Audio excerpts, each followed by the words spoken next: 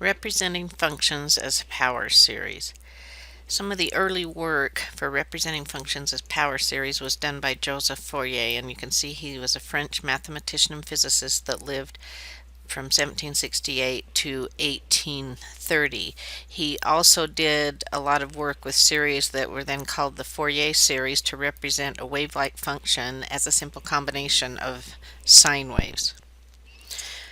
So we've seen that if we looked at a power series and we looked at the partial sums on this interval of convergence, that as we get more and more terms, we get a good representation of the function, and the sum of a power series is a function whose domain is the interval of convergence of the series. So if we want to express the function 1 over 1 plus x squared as the sum of a power series and find its interval of convergence, we can utilize the basic power series. This is the one we had with x, only we're going to put a u there because we can then let the u be something besides just x so that we could represent this. So if we want to make this look like 1 over 1 minus u, we can see we could write 1 over 1 minus negative x squared.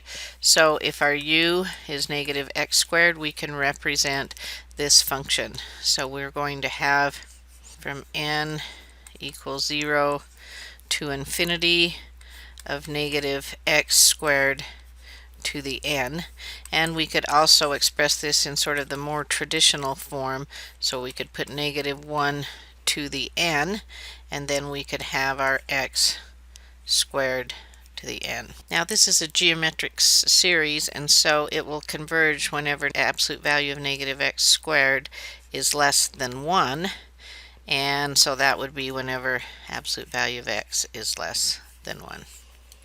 So if we wanted to express 1 over x plus 2 as the sum of a power series and find its interval of convergence, we want to make this look like 1 over 1 minus u. So as we do this, I could turn this around and factor out a 2, so that'd be 1 plus x over 2, and then that would be 1 over 2 1 minus x over 2. So we can see we would need a 1/2 out in front, and then we could have the u equal negative x over 2. So we could express this as n equals 0 to infinity. We could put the half out here, or we could put it right here. We'll go ahead and write it inside here, and then we would have negative x over 2 to the n. Let's see how we could maybe express that a little simpler.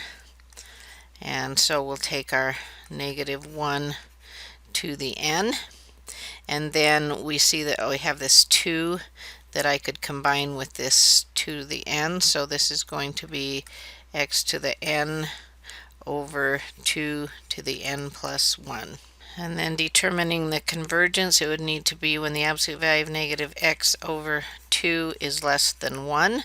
So we can see that that would be when the absolute value of x is less than 2. Now let's try the function x cubed over x plus 2.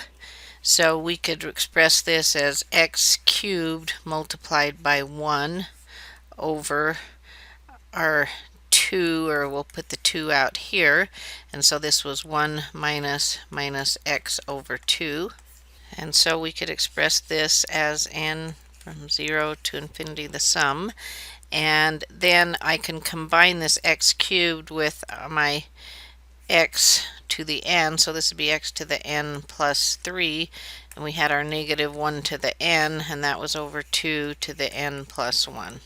And our interval of convergence, we're still going to have absolute value of x less than 2.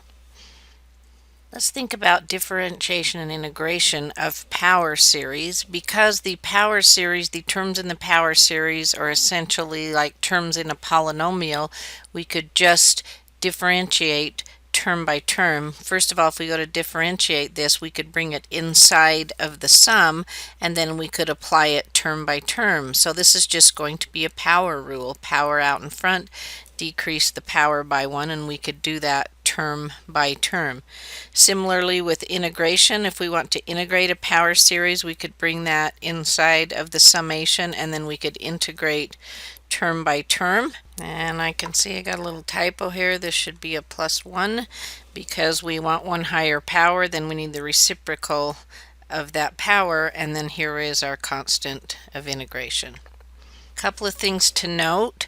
The radius of convergence remains the same when a power series is differentiated or integrated. However, the interval of convergence may not. So if we differentiate or integrate, we need to check the endpoints. Second thing, the idea of differentiating a power series term by term is the basis for solving many differential equations that can't be solved explicitly in terms of finite combinations of these simple familiar functions. So this is the foundation to a whole class of differential equations to solve using power series. Now let's find the derivative of the Bessel function. We saw it looked like it was negative j sub 1. Let's go ahead and differentiate the Bessel function then and see.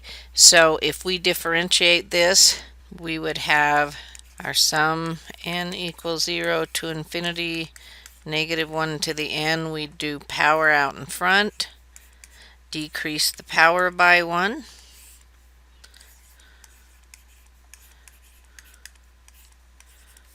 And this in fact is negative j1.